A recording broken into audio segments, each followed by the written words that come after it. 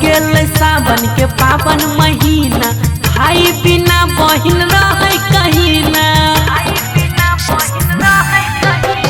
अब गेल सावन के पावन महीना, भाई बिना बहिन रहे कहीं ना।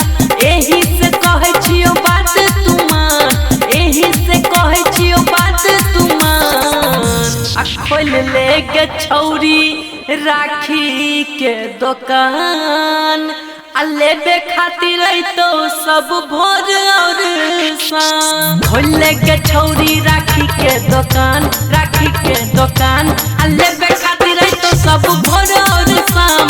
खोल के छौरी राखी के दुकान, राखी के दुकान, लेबे खातिर तो सब भोर और शाम। खोल के छौरी राखी के दुकान, राखी के दुकान, लेबे खातिर तो सब भोर और शाम।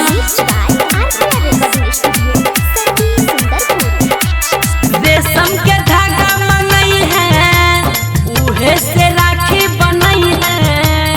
हो जेतो बनी के रेडी के छौरी, आइबू के हमरा बतई है, आइबू के हमरा बतई है। रेशम के धागा मंगई है, उहे से राखी बनई है।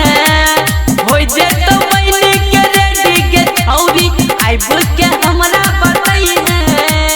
जे है तो राखी के दो देबो दाम, जे है तो राखी के दो देबो दाम। खोल ले गे छौरी राखी के दुकान, लेबे खातिर तो सब भोर और शाम। खोल के छौरी राखी के दुकान, राखी के दुकान, लेबे खातिर तो सब भोर और शाम। खोल के छौरी राखी के दुकान, राखी के दुकान, लेबे खातिर तो सब भोर और शाम। खोल के छौरी राखी के दुकान, राखी के दुकान, लेबे खातिर तो सब भोर और शाम।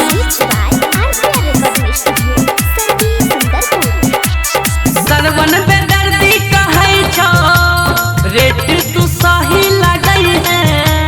रक्षा बंधन दिन बेचैले राखी, हमरा टोला तू हुई है, हमरा टोला तू हुई है। सरवन बेदर्दी कहै छौ, रेट तू सही लगई है। रक्षा बंधन दिन बेचैले राखी, हमरा टोला तू हुई है। ई पर मनबै छै दुनिया जहान, ई पर मनबै छै दुनिया जहान।